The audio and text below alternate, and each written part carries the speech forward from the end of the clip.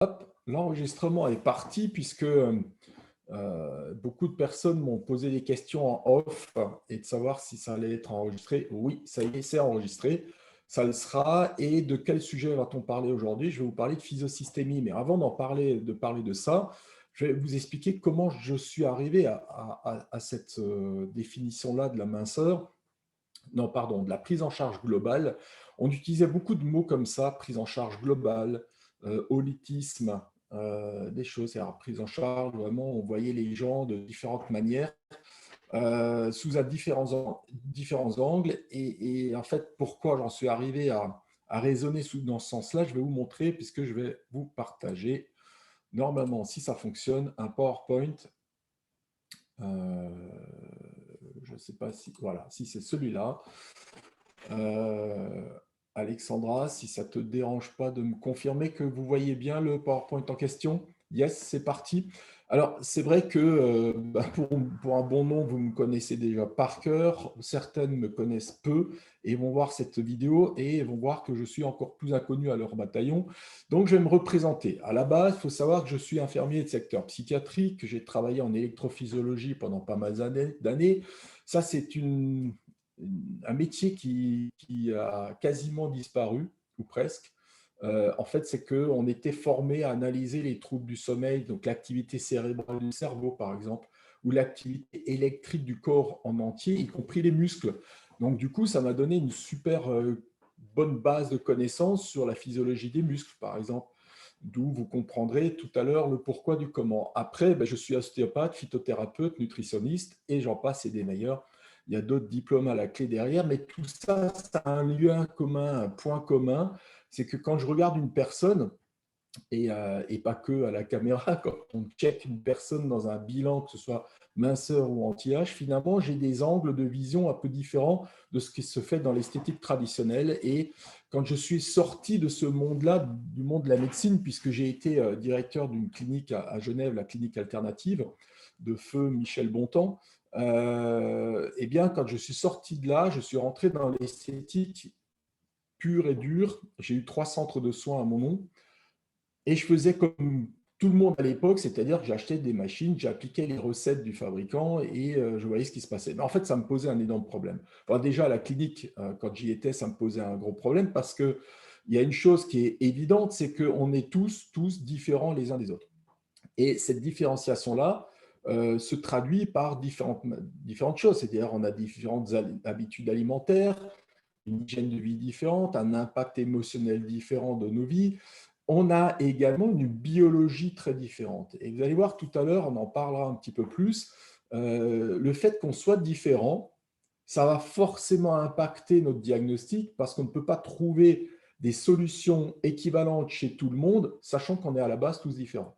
Donc ça me posait un vrai problème dans le domaine de la minceur initialement. Après, dans l'anti-âge, c'est vrai aussi, hein, mais je vais souvent parler de la minceur parce que quand on analyse une personne et que derrière votre analyse, vous appliquez une recette liée à une de vos technologies ou une de vos formations, mais que cette recette est systématiquement la même chez tout le monde, eh bien, vous êtes dans l'erreur. Enfin, en tout cas, vous n'êtes pas dans l'erreur peut-être systématiquement, ça on est bien d'accord, hein, il y a des fois, et heureusement ça fonctionne bien, mais régulièrement, vous revenez vers nous, vous me revenez vers moi, et en tout cas, j'ai fait moi-même l'expérience que de temps en temps, on passe à côté, il n'y a pas de résultat, ou pas ce qu'on pensait être juste, pas ce qui est bon, bref, on s'en mêle un peu les pattes, c'est ce que je voulais dire, et résultat des courses, on n'est pas bon, on est moyen, notre image de marque diminue, on se décourage dans le domaine de la minceur, on n'y arrive pas, au secours, qu'est-ce qu'on fait? Alors, qu'est-ce qu'on fait? Alors, là, pas mal d'entre vous déjà aujourd'hui en ligne, vous avez compris qu'il faut se former. Et se former à quoi? À la physiosystémie. Alors, la physiosystémie, c'est le terme générique que l'on a accordé à quoi? La définition, si je devais en donner une définition, c'est l'art de détecter les causes initiales liées à, il me manque un mot d'ailleurs, aux causes initiales liées au désordre esthétique. C'est-à-dire que quand j'observe une personne et qu'elle vient vers moi avec un désordre esthétique quel qu'il soit, je ne sais pas, peut-être qu'elle a un problème de cellulite, elle a un problème de relâchement cutané, elle a un problème de relâchement musculaire, elle a un problème plus peut-être dans le visage, une peau terne, de l'acné, des rides exagérément à un âge qu'il ne faudrait pas. Quand elle a des dysfonctions de ce type-là, les jambes lourdes et ainsi de suite, j'en passe et des meilleures, quand elle a ce type de dysfonction-là, il faut savoir que ça cache systématiquement quelque chose qui est plus profond. Et les causes initiales, eh bien, se regroupent en catégories. Ces catégories-là, c'est des causes physiologiques. Alors, la physiologie, par rapport aux autres causes, on va peut-être discuter un petit peu tout à l'heure entre nous, mais la physiologie, il faut la connaître pour pouvoir détecter des causes physiologiques. Donc, formez-vous, c'est déjà une première des choses à savoir. Il y a les causes nutritionnelles, bien entendu. Notre comportement alimentaire influe systématiquement sur notre organisme, puisque je vous rappelle qu'on est ce que l'on mange. Si je mange que de la cochonnerie, ben, mon corps ne pourra pas bien fonctionner. Et des exemples comme ça, j'en ai des tonnes, on verra un spécifique tout à l'heure. On peut avoir des causes organiques, c'est-à-dire qu'on peut avoir des dysfonctions organiques. Là aussi, ça se repère. Celles qui suivent mes cours dans l'académie, vous avez eu un petit cours sur notamment les hormones, et on voit que lorsqu'une hormone, donc un organe, à la base une glande endocrine, exocrine, qui libère une hormone. Lorsqu'une hormone est libérée, on peut l'observer si elle est en dysfonction à travers des symptômes même organiques et physiques. On a les causes émotionnelles. Alors là, c'est pareil, les causes émotionnelles, on pourra en parler longtemps. Eh bien, c'est ce que nous appelons chez nous le somato-émotionnel, c'est de travailler sur tout ce qui sont les blocages et ce que font les blocages émotionnels dans notre organisme. Et il n'y en a pas des moindres. Alexandra pourra en témoigner si elle a le temps tout à l'heure. Les causes métaboliques, c'est comment fonctionnent les organes, c'est-à-dire quel est le rôle à jouer de chaque organe. Vous savez par exemple que le pancréas sécrète de l'insuline. Eh bien oui, le pancréas déjà c'est une cause organique si lui il est malade. Mais il peut être malade et continuer à fabriquer de l'insuline pour autant. Ou alors il est malade et il ne fonctionne pas du tout au niveau de l'insuline. Et là on est dans des causes métaboliques qu'on va pouvoir prélever avec une prise de sang. Ce n'est pas vous qui le ferez. Mais sur mes conseils, parfois, vous êtes amené à le faire pour aller vérifier un ou deux paramètres qui clochent quand on se retrouve bloqué quelque part. Un prédiabète chez quelqu'un, on peut apprendre à le détecter. Vous pouvez apprendre à le détecter sans prise de sang pour avoir l'idée de se dire « Ah tiens, zut, je pense qu'il y a peut-être un prédiabète qui nous attend là derrière. » On va le voir dans l'exemple tout à l'heure. Il ne faudrait peut-être pas que je m'étonne que ça a du mal à partir en termes de kilos. Donc, ce sont les questions qu'il faut se poser. Et puis, le comportemental, c'est clair que si quelqu'un demain saute au frigidaire et mange tout ce qui passe par là, eh bien, on a un problème de comportement. Là, je parle d'addiction. On a des addictions différentes et variées. Ça va forcément influencer les résultats que vous pouvez obtenir. Alors, ça, ce sont les causes initiales qui peuvent perturber, les grandes causes qui peuvent perturber la physiosystémie. Moi, aujourd'hui, je ne vais pas rentrer dans toutes ces causes-là parce que ce cours-là n'existe pas. C'est plus d'une année de travail.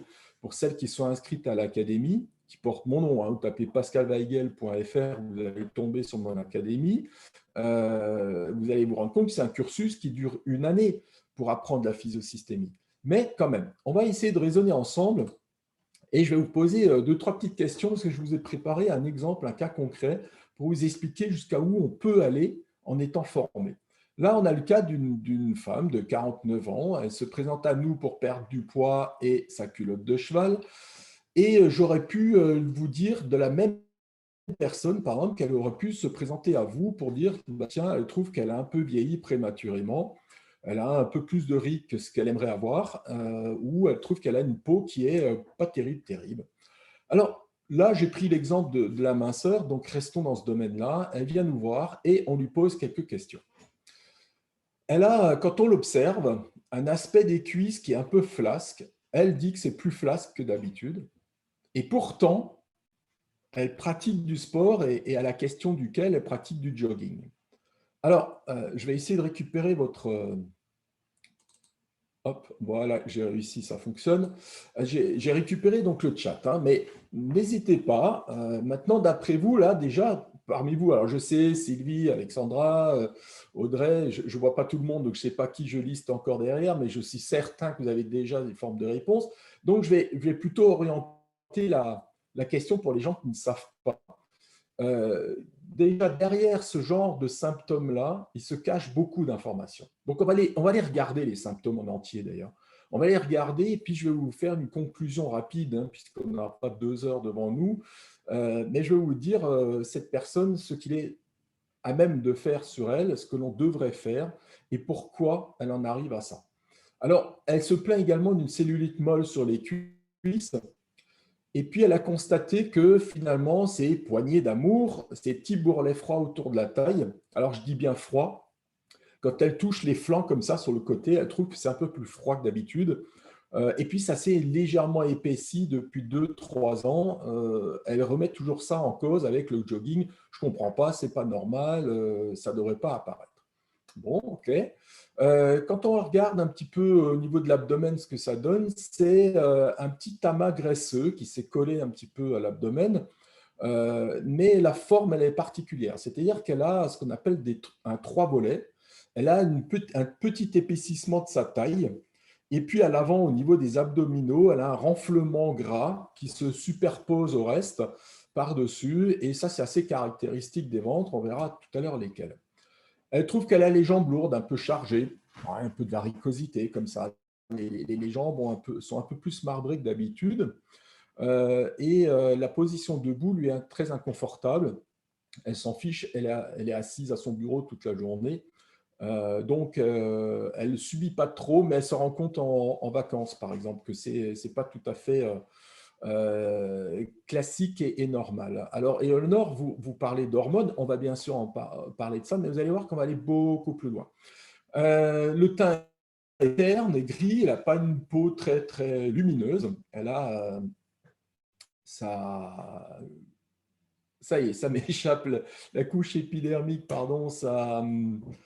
voilà, vous allez m'aider forcément. Mince, son film hydrolipidique, là, ça y est, j'y suis allé. Merci. Non, oui, la couche cornée, oui. Mais enfin, elle a pas de brillance. Donc, ça veut dire que son film hydrolipidique, bah, il est quasiment pas là, en mauvais état. Elle se plaint de constipation, plus ou moins régulière, et un petit peu de lassitude dans une fatigue chronique. C'est-à-dire que bah, là, actuellement, c'est un cas concret, hein. C'est un vrai cas. Actuellement, on est un peu tous comme ça, un peu marre, un peu las de la situation. Elle est dans cet état-là. Alors, on commence par quoi? Ben déjà, on va essayer de trouver la raison pour laquelle, bon, elle veut perdre du poids, certes, mais pourquoi elle a pris du poids? Je ne vous ai pas mis de résultats, je l'ai fait exprès, de résultats de bioimpedancemétrie. Je ne vous ai pas mis ces résultats-là pour ne pas partir dans cette discussion-là, car cette discussion fait partie d'un diagnostic spécifique de ma méthode de travail, la bioimpedancemétrie. Hein, alors, c'est ce genre de technologie de ce type-là qui mesure la masse grasse, la masse musculaire, la masse hydrique. Et ce n'est pas une formation là-dessus que je vais vous faire comprendre aujourd'hui. Je vais vous faire comprendre que la physiosystémie, c'est l'observation. Cette personne m'a, globalement, dans les points que je vous ai tirés là, m'a raconté sa vie. Et je sais comment elle fonctionne. Alors, on va les reprendre ensemble. Je vais vous donner mes conclusions. Mais si vous voulez, vous pouvez très, très bien interagir avec moi et me poser des questions et me dire ah, « moi, je ne suis pas d'accord. Moi, je le verrais plutôt comme ça. » Parce qu'il n'empêche qu'un diagnostic, ce n'est qu'un point de vue, un angle. D'accord ? Et que c'est toujours intéressant et on devrait être quasiment plusieurs autour de la table. Et ça, je l'ai fait longtemps dans ma pratique de praticien de santé, c'est-à-dire de confronter des avis, c'est intéressant, on est là pour ça, mais voilà le mien. Alors moi, quand je vois le premier critère, l'aspect de cuisse un peu plus flasque qui apparaît après 2 ans, depuis 2 ans chez elle, eh bien, je le relie à son âge. 49 ans, on peut se poser la question, et Eleonore, vous le disiez, sur le plan hormonal, qu'est-ce qui se passe? Eh bien oui, bien sûr, il y a une forme de logique là derrière, ce n'est pas par hasard, elle a 49 ans, est-ce qu'il n'y aurait pas là derrière une préménopause qui s'installe tout doucement, tranquillement? Et alors pourquoi ça donne des cuisses plus flasques, la préménopause? C'est là la question, c'est là le lien qu'il faut savoir faire. Eh bien, il faut savoir que la culotte de cheval, elle est très liée à l'hormone, aux œstrogènes, en fait, et on développe la culotte de cheval avec les œstrogènes. Sauf que la préménopause nous montre cette période où justement les œstrogènes s'abaissent, ça fesse comme ça, tombe un peu en ruine au niveau de la production, mais ça se traduit comment? Ça se traduit que coup de bol, chouette, génial, on a moins de production de culotte de cheval. Ah, top, ça c'est on est content. Oui, sauf que si on en avait avant, et que finalement, cette zone s'appauvrit de masse grasse. Il y a un avantage au gras. Hein. Quand je mets du gras dans la peau, eh ben, cette peau, elle est tendue. Et ben là, en fait, elle s'affaisse sur elle-même. Elle perd de la tonicité, cette zone, les cuisses perdent de la tonicité. Et puis, cette cellulite, cet aspect cellulitique grossit. La cliente se plaindra d'un aspect qui va aller dans plutôt le côté flasque. D'accord? Donc ça, c'est un lien un peu direct avec son âge. Et on peut se poser la question, lorsqu'il y a une chute d'œstrogène, si la masse musculaire ne diminue pas non plus. Donc, si je diminue la masse musculaire et que je diminue les œstrogènes, je vais me retrouver avec une culotte de cheval, probablement plus flasque, avec un effet plus capiton, alors qu'en réalité, on a peut-être même moins de gras, mais plus de relâchement. Donc, ça interagit dans mon cerveau. Je me dis, ah tiens, donc ça veut dire que le traitement, certes, il faudra certainement faire de la lipolyse pour enlever le gras, oui, mais il faudra certainement introduire un travail musculaire pour gagner en dessous, un travail également de radiofréquence pour lisser la peau et essayer de redonner du tensif à cette peau-là. Je vais plus loin, elle pratique du jogging. C'est bien. Alors, ce qui vous manque comme information, c'est depuis combien de temps et où et comment elle le fait, son jogging. Alors, je ne peux pas revenir sur le cours complet sur les muscles, mais celles qui me connaissent savent qu'il y a 3 types de fibres différents et que finalement, le jogging n'interagit qu'avec les fibres rouges, les fibres de la combustion lente et qui utilisent du gras, ça c'est très bien. Sauf que cette cliente-là en question, donc à la question, Madame, depuis combien de temps vous faites ça? Elle fait ça depuis qu'elle a 20 ans. Donc, ça veut dire que son jogging, il lui est très bénéfique sur le plan du moral, du bien-être. Ce sont des habitudes, elle s'échappe un petit peu dans son sport, mais puisqu'elle est là à faire son jogging répétitif, en fait, il n'y a plus d'impact sur la masse musculaire. Elle est hyper entraînée dans son jogging, et si elle ne va pas chercher sa zone d'inconfort, c'est-à-dire que si elle ne va pas tirer un peu dans la machine, eh bien, son jogging ne brûle déjà que très peu de masse grasse, ne modifie plus du tout sa structure musculaire et ce n'est pas pour autant qu'elle ne perdra pas du muscle puisque les muscles sont de moins en moins sollicités dans les habitudes. Donc ça, il faut le savoir, dans le domaine de l'esthétique, si vous travaillez avec des fibres musculaires, travaillez en électrostime, des plateaux oscillants, des choses comme ça, eh bien, sachez varier régulièrement les séances avec les programmes. N'utilisez pas toujours les mêmes programmes parce qu'en réalité, vous allez rendre vos technologies de moins en moins efficaces sur un muscle de plus en plus entraîné. Donc, l'objectif sera raté à ce niveau-là et c'est ce qui se passe avec cette cliente, c'est-à-dire que c'est sympa qu'elle fasse du jogging, mais si elle a un problème de flaccidité musculaire, eh bien, ce n'est pas le jogging qu'il lui faut, c'est de la muscu et qu'il faut faire du fractionné, il faut travailler les muscles différemment pour regagner du galbe. Voilà ce que me dit déjà la première phrase. Ensuite, elle me parle de cellulite molle sur les cuisses, ça rejoint ce que j'ai dit tout à l'heure. Mais c'est encore plus précis dans mon esprit que de vous préciser que, attention, lorsqu'on prend de l'âge, même si on fait un sport, et dans le cas là présent depuis très longtemps, les muscles ne se développent plus de la même manière. Et donc, on va perdre en volume musculaire, en dessous du gras, on va malheureusement aggraver l'aspect cellulitique. Un aspect cellulitique, ça ne veut pas dire qu'il y a plus de gras, mais il y en aura cette sensation qu'il y en ait plus. Donc, dans la prise en charge, tenir compte de ça également. Elle a un bourrelet froid autour de la taille. Alors là, allez, je lance le défi à celles qui me connaissent. C'est quoi ça? C'est quoi les bourrelets? Ça veut dire quoi? Alors, c'est la poignée d'amour, un petit peu de gras autour des hanches, et ça signe quoi? Est-ce que vous vous souvenez de ça? Ça, c'est des choses qu'il faut savoir, parce que se cache là derrière un truc un peu, un piège assez flagrant. Non, vous n'avez pas d'idée? Alors, non, ce n'est pas des graisses profondes. Oui, Sylvie, vous avez raison. Alors, on ne va pas aller au-delà, on ne va pas parler de diabète directement, ce serait un peu brutal. Mais en fait, c'est un signe d'intolérance aux hydrates de carbone. Je m'explique.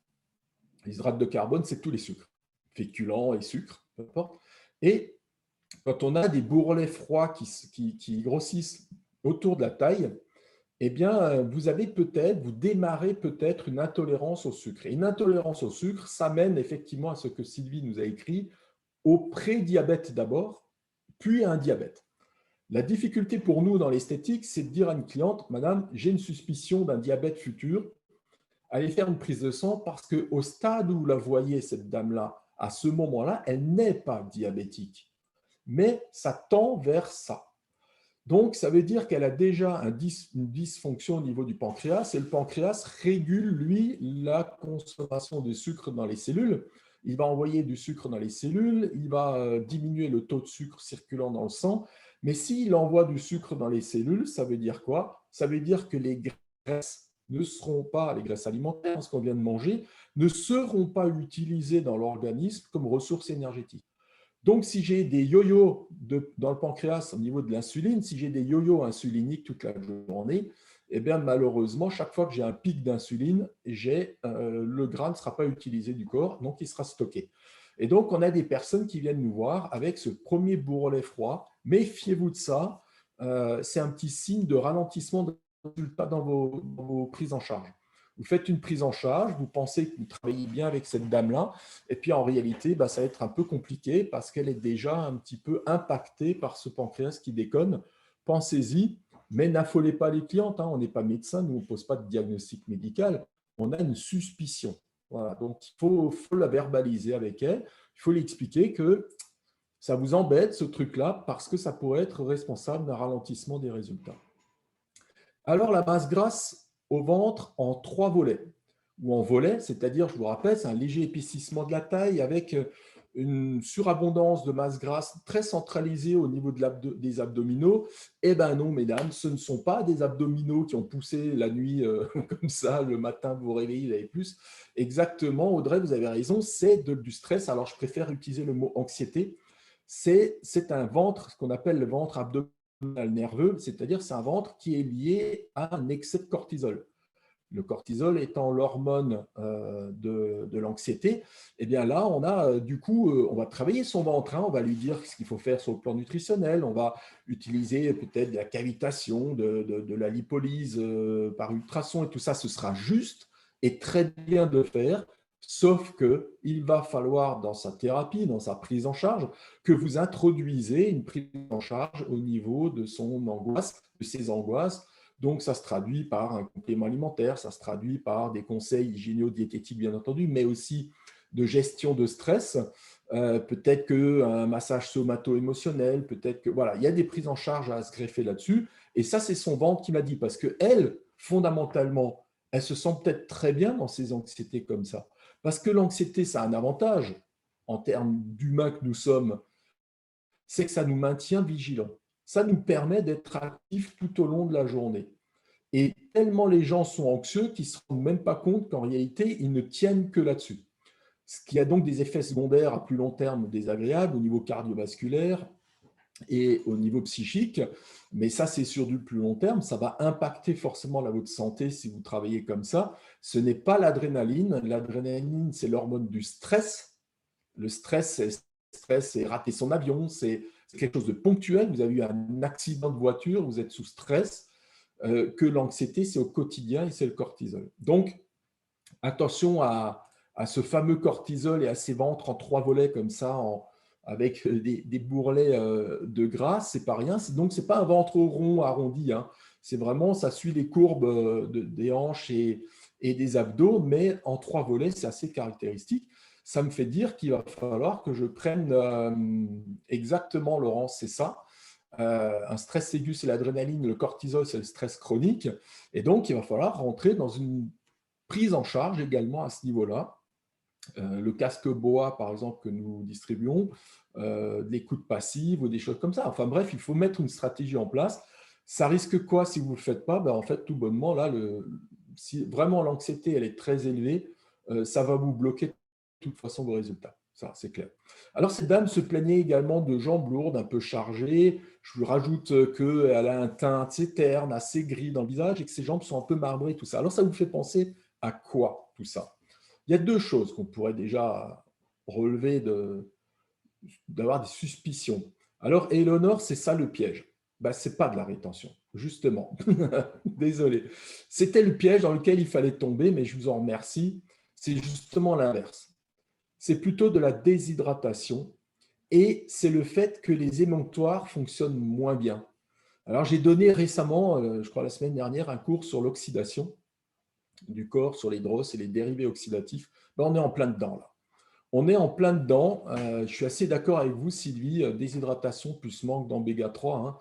On est sur un terrain là, métabolique, on est sur des personnes en acidose. Je vais le résumer comme ça parce que le cours serait trop long.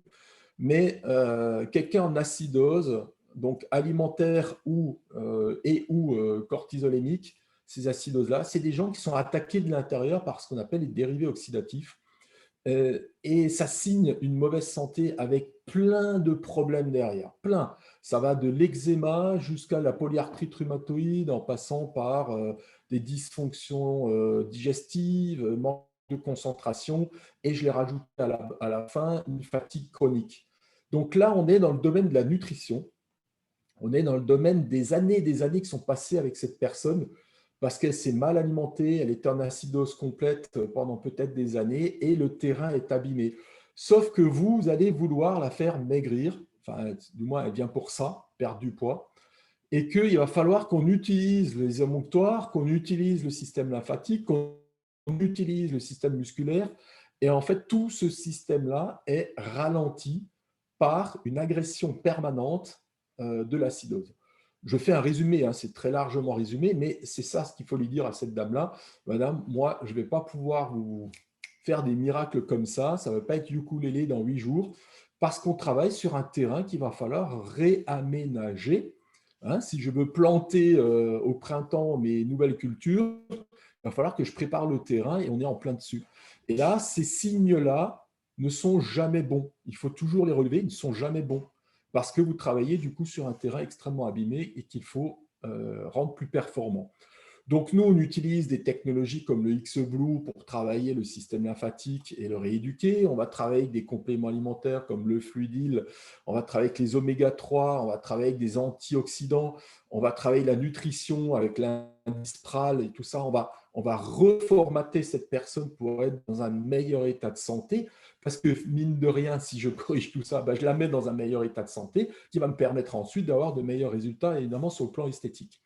Et puis, cette fatigue chronique, elle est un peu le signe de un peu toutes ces dysfonctions.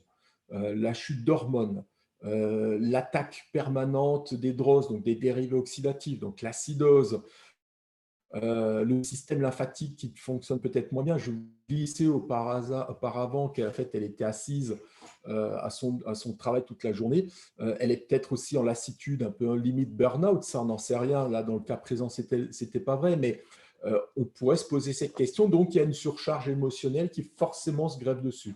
Et qu'est-ce qui se passe quand on est un petit peu chargé émotionnellement, fatigué, quand on en a un peu marre de courir dans tous les sens? Qu'est-ce qui se passe? Eh bien, on va compenser. Et c'est là où on rentre dans le schéma émotionnel ou le somato-émotionnel crânien, par exemple, est très important. On va compenser comment? Ben, sur le plan alimentaire, par exemple. Ce n'est pas son cas, elle, mais ça pourrait. Ou on va compenser sur le plan affectif, c'est-à-dire qu'on aime bien les grignotages, on aime bien le sucré. Hein. Quand on va compenser sur le plan affectif, on compense souvent avec du sucre, pas tellement le salé. Et puis, on va voilà, essayer de compenser de manière différente. Alors, si c'est pour compenser pour faire du sport et de la peinture, c'est génial. Si c'est compenser en s'énervant après tout le monde, en engueulant la planète entière, c'est beaucoup moins sympathique pour nous. Et du coup, on travaille sur un terrain qui va être, encore une fois, très cortisolémique, donc à problème.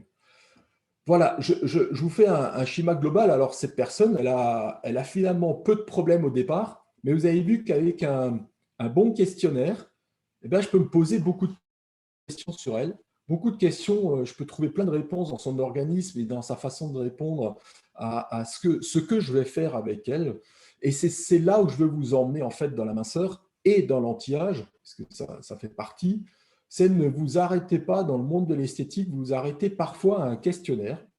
Et puis, parce que la marque vous a donné un questionnaire, parce qu'il faut remplir un questionnaire, puis ça fait bien de remplir un questionnaire, sauf que derrière le questionnaire se cachent des vraies bonnes questions avec des réponses, et les réponses, il faut savoir les interpréter.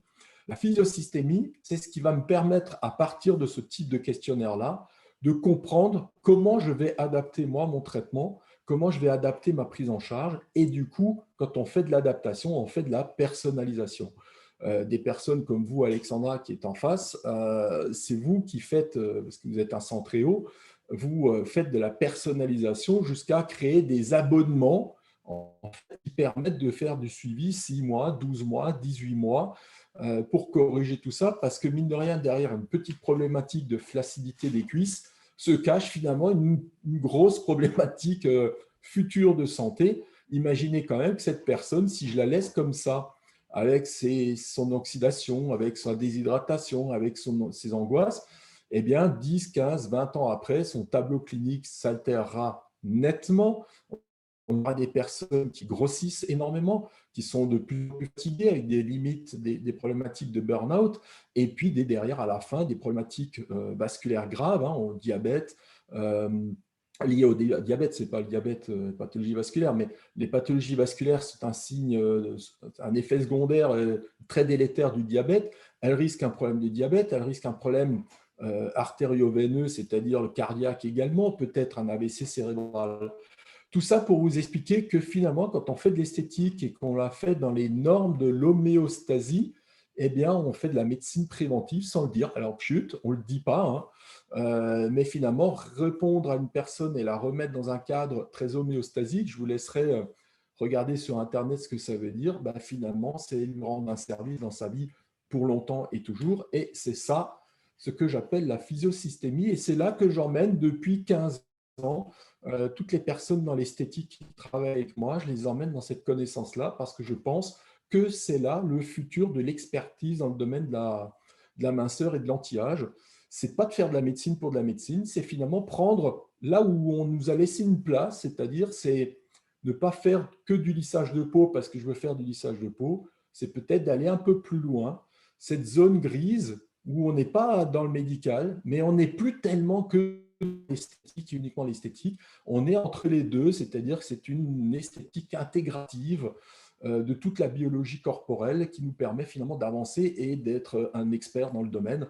C'est là où je vous emmène quotidiennement ou quasi quotidiennement dans les webinaires et dans l'académie qui porte mon nom de formation qui forme à la physiosystémie. Alors j'espère avoir été un tout petit peu clair. Merci Alexandra.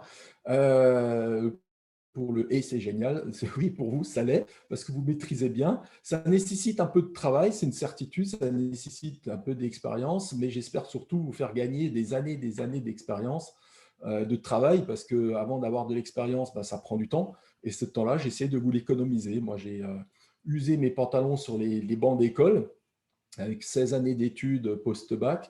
Eh bien, si je peux, en une année, vous résumer tout ça et vous donner cette passion, bah, tant mieux, c'est ça l'image que j'ai, moi, de mon métier auprès de vous. Alors, je ne sais pas s'il y a des questions. Oui, Patricia, c'est super intéressant. Pour moi, en tout cas, ça l'est.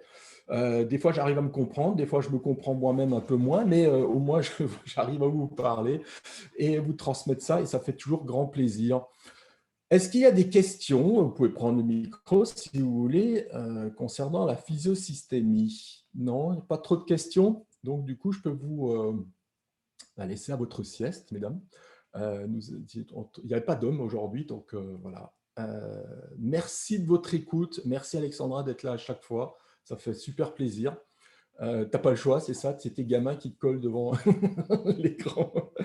Merci d'avoir essayé de comprendre ce que je vous racontais. Je vous dis à très vite, à très bientôt. Courage, on n'y est pas loin de la sortie. Alors, je vous embrasse très fort et au plaisir de vous rencontrer de vive voix dans un premier temps, dans un prochain temps et j'espère à la fin d'année dans notre séminaire annuel. À très vite. Ciao, ciao. Portez-vous bien.